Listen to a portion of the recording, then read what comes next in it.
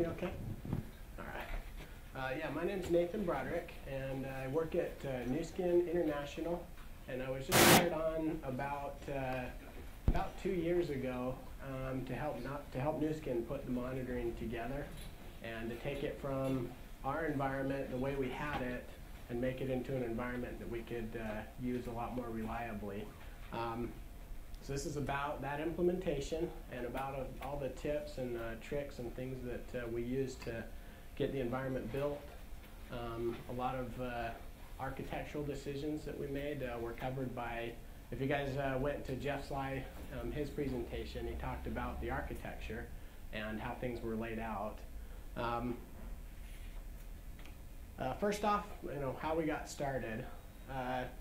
What we did is we went through and we documented everything first.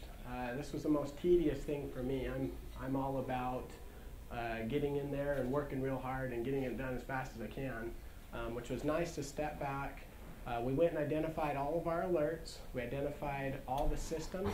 And at the time, we had about 17 systems that were all feeding into one area for monitoring.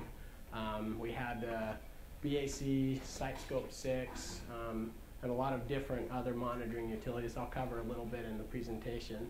A couple other things we did is we made a written plan on how we were going to migrate everything into Nagios and what we were going to migrate as well. It didn't make sense to migrate all of the utilities. What we decided on was to take Nagios and use it as what's called a manager of managers, meaning that it doesn't do all the monitoring for the entire company, but everything filters or feeds into the Nagios system. That way, the help desk has one area to look at, and they're able to determine errors a lot quicker and contact the right people as fast as possible with minimal confusion. So anyway, I'm a meat and potatoes guy. This is some of the monitoring we talked about right at the beginning was keep it simple. We started with monitors that were only critical to the business if you wanted to get called at 3 a.m. in the morning.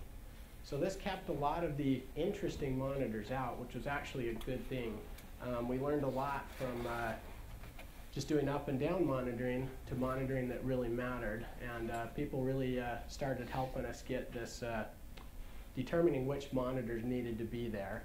And a couple other things is we learned that over monitoring, we just got out of that environment. We were way over monitoring. No one knew what the monitors were when they were coming in. Couple of programs, BAC, HP BAC, Sitescope 6, 8, Foglight. I don't know if you guys have heard of that. It's for Java monitoring.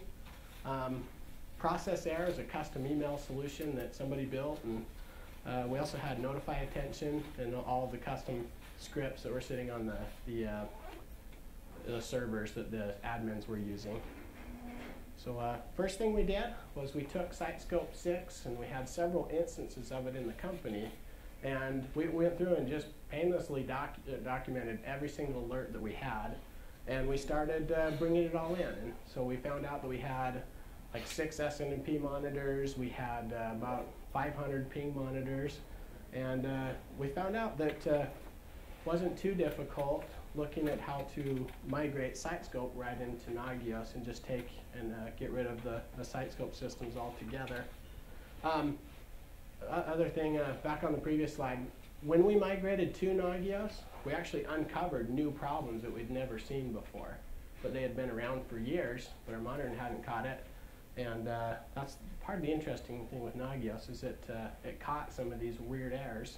The teams were getting angry at me because these errors were showing up, and it was kind of rough. I had to tell them, your systems really are having these problems. They've been around for a while, and they started fixing their systems. Another one, HP BAC. This is a Business Availability Center.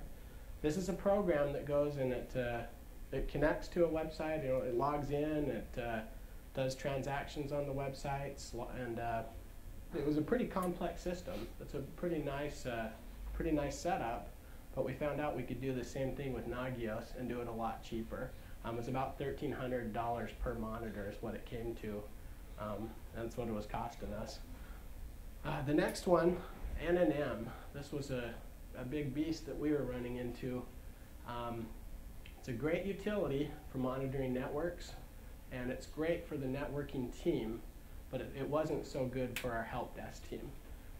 This utility, every time you'd reboot a server, or you'd reboot not a server, but reboot a network switch, it would send a message to the help desk saying, hey, I've got a problem.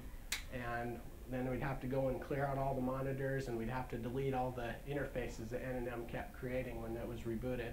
Became a really big hassle because it kept telling the help desk problems that really weren't problems. So we decided to migrate that as well, and I'll cover some of these acronyms like Selenium a little bit later and what we did to migrate N&M. We actually migrated that entire system in about a day. The next one was Foglight. So how many here have WebLogic systems, or Java type systems? Okay.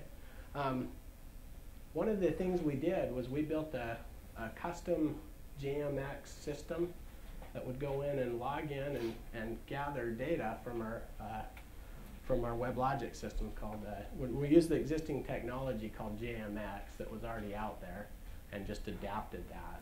So there's a plugin from Nagios that's freely available called Check JMX that allow you to do things in the WebLogic systems. And you can grab heap information, a lot of other things that are extremely useful. The next thing we worked with was the administrators, because of the monitoring had gotten so bad, they just started doing their own scripts and they'd page themselves. You know, a system would go down and they'd just be waiting for the help desk call because that would be their way of knowing the system was down. Also, customers would call in all the time to let us know that our systems were down, and the only guys that knew that there were any problems were the admins themselves. Kind of a mess. I started working with the admins, and we used one of the freely available Nagios programs called Send NSCA. So we started working with that, and then with our own custom email solution, after all this work, it kind of just went away. There's very little need, is what we found out later on, for this utility. Even though it's still sending information in, a lot of that information became useless to the company as Nagios became more and more prevalent and people started really realizing what Nagios could do. Okay, so you won't be able to see the text very well right here, but I'm not kidding. This is one of our old errors that we had sent through email. So cryptic that no one could read it in the company. Our help desk would receive these errors and do nothing. And even though this was a database that was down, no one would be called on it. Here's an example of the Nagios XI and the new alerts that our help desk started seeing. We just built around the Nagios system, and this is what they started seeing afterwards. So a nice clean message, even tells them who to contact, and so they don't have to know what the message is per se, but the help desk was able to finally help us out and start becoming a lot more useful in the organization. And we found out that was a big deal to the business. All right, so here's a couple programs that we integrated. I was going to talk about active checks. I know we probably covered this in about 10 meetings here, but I'm going to go over it real quick for those who still don't know.